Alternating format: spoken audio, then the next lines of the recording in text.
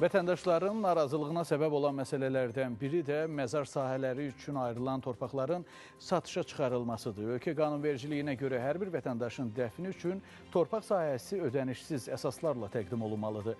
Bəs qanunla müəyyən edilən qaydalar niyə icra olunmur?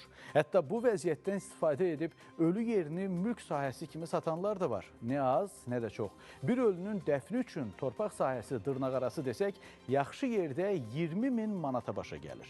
Buna əməkdaşımız Vəfa Abdullayeva deyir. Ətraflı araşdırmanı izləyək.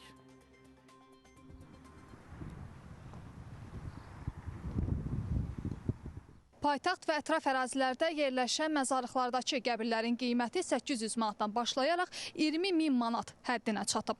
Bu rəqəmlər isə özündə bir sual doğurur. Son mənzilə köçmək üçün görəsən nə qədər büdcə ayırmalıyıq? İllərdir müzakirə olunur, narazılıqlar bitmir, amma qiymətlər də enmir. Bakı və ətraf qəsəbələrdə qəbir yeri tapmaq həm müşkül, həm də xeyli xərclidir. Vətəndaşlar iddia edir ki, dəfn sahələri bəzi işbazların əlində alver predmentinə çevrilib. Hər şey ola bilər. Hazır 5.000-6.000 manat pulum yoxdur. Gedib oranı təmizlədim, düzəltdim ki, mən öləndə burada bastırarsın. İnsan o itki veribdir. O bir elə pulu hardan alsın, versin. Bakı şəhərində çox bahacılıqdır. Ona görə burada dəfn eləmirik. Hüquqi baxımdan hər bir vətəndaşın dəfni üçün proses bələdiyyələr tərəfindən tənzimlənməli olduğu halda qiymət siyahısı dodaq uçuqladır. 800 manatdan başlayan qiymətlər ərazinin statusuna görə 20.000 manata qədər yüksəlir.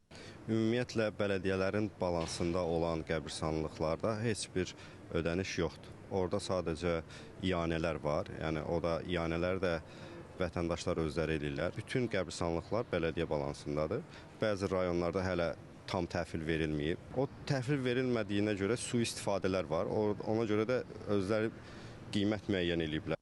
Məsələ təkcə maddi yox, həm də mənəvidir. Hələ nəzərə alsaq ki, bu xərcin üstündən o dünyada bir də işləmədiyimiz halda iyanə ödəməyə məcburuq, adam heç ölmək də istəmir. Bir sözlə, Allah gecindən versin. Vəfa Abdullayeva, Diana Cəlali, Məhəmməd Həsənzadə, Bəkir Əşimov, Spice xəbər.